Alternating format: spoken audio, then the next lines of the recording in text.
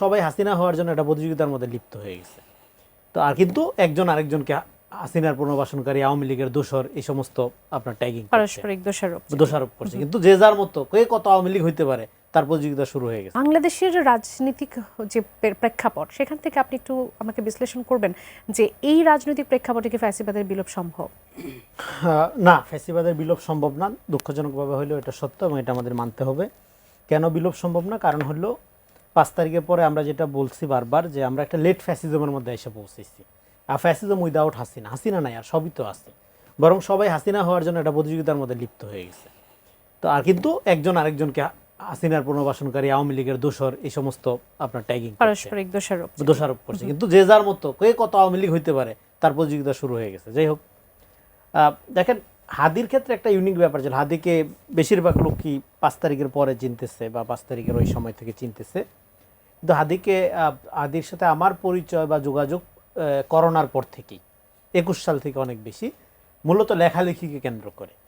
এবং হাদির একটা ইউনিক আলোচনা খানিকটা চলেই আসছে, তো একটা ইউনিক দিক আমাদের একটু আলোচনা করা দরকার বা মনে রাখা দরকার।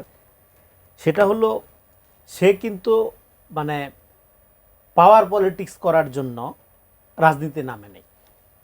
সে যেটা করছে, প্রথমত সে বুঝতে পারছে যে আমাদের এখানে রাজনীতির জন্য যেই ধরনের আন্ডারস্ট্যান্ডিং, বুদ্ধিভিত্তিক পাঠাতন, সাংস্কৃতিক পাঠাতন এবং দার্শনিক যে ভিত্তি, সেই ভিত্তিটার মধ্যেই একটা ফ্যাসিবাদী বয়ান বা ন্যারেশন মূলধারা হিসাবে প্রতিষ্ঠিত হয়ে আছে। ফলে এটাকে পরিবর্তন করা খুবই গুরুত্বপূর্ণ কাজ এবং দরকারি কাজ। এজন্যই কিন্তু লেখালেখি বলেন, তারপরে সাংস্কৃতিক কর্মকাণ্ড বলেন, এগুলোতে সে মনোযোগী হলো এবং সাংস্কৃতিক তার মতো করে তার ক্ষুদ্র সামর্থ্যে এবং তার শোভানুধ্যায়ী ভাই ব্রাদারদের সহযোগিতায় সে একটা ছোট্ট সেন্টারও করে তুলল। সেই সেন্টারে বিভিন্ন লোক যায়, আলোচনা করে, বিভিন্ন বিষয় নিয়ে একক বক্তৃতা দেয়। হ্যাঁ, আমি গত 7 নভেম্বর সেখানে আমি সিপাহী বিপ্লবের দিবসের আমি একক বক্তৃতা দিচ্ছি। আচ্ছা, হ্যাঁ, তো ওইটি তার সাথে আমার 7 তারিখে সরাসরি দেখা, এরপরে আর দেখা হয়নি। তো কিন্তু সবসময় আমরা কথা হয়তো যোগাযোগ ছিল। তো ফলে একটা সাংস্কৃতিক পাটাতন নির্মাণ করার যে প্রচেষ্টা, সেটা কিন্তু সে শুরু করছে অনেক আগের থেকে। এবং আপনি জানেন, এই গণঅভ্যুত্থানটাকে আমরা 5 তারিখে হঠাৎ করে বিপুল মানুষ নেমে আসতে দেখলাম, গণঅভ্যুত্থান সফল হলো, হাসিনা পালাই গেল দেখলাম। কিন্তু তরুণ প্রজন্ম যারা জেনজি জেনারেশনের যে অভ্যুত্থান বলা হচ্ছে, এই বিশেষ করে এই অভ্যুত্থানের নেতৃত্বের যে অংশটা, এরা কিন্তু একটা লম্বা সময় ধরে এক ধরনের সাংস্কৃতিক প্রয়াসের মধ্যে ছিল। সেটা যত ক্ষুদ্রই হোক, যত সামান্য সামর্থ্যের মধ্যেই হোক, ছিল। হাদিও এর একটা পার্ট ছিল তার মতো করে। তো ফলে এই পার্ট এবং 5 তারিখের পরে এসে প্রার্থিতার মধ্যে যাওয়া, যেখানে নির্বাচনটাই আপনার একটা শঙ্কার ব্যাপার, নির্বাচন হবে কি হবে না। হ্যাঁ, এখানে নির্বাচন যারা চায় তাদের মধ্যে অনেক দ্বিধাদ্বন্দ্ব। হ্যাঁ, সকালে চায়, বিকালে চায় না, আবার 1000 শর্ত দিয়ে তারপরে নির্বাচন চায়। আর যারা পরাজিত শক্তি, তারা তো কোনোভাবেই নির্বাচন চায় না। তাহলে এরকম একটা অবস্থায় নিজেকে ভোটের মাঠে ঠেলে দেওয়া এবং নির্বাচনী প্রচারণার যে কথা প্রধান উপদেষ্টা বলেছেন, এবং অনেকে আপনারা জানেন যে তার মতো করে একটা প্রচারণার স্টাইল তৈরি করা, তো এইটা অনেকের কাছে অভিনব মনে হচ্ছে। কিন্তু হাদি এটি করার কথা। কেন এটাই করার কথা? কারণ হাদি যখন পলিটিক্স নিয়ে আমাদের সাথে আলাপ করতো, কথা বলতো, আমার সাথে অনেক সময় বই পুস্তক শেয়ার নিয়ে বেশি কথা হইতো। ভাই, এটা কি পড়বো, এই বিষয়ে কোন কোন বই পুস্তক পড়া যায়। আমার বলছে, আপনি একটা লিস্ট করে দিলেন না তো আমাকে।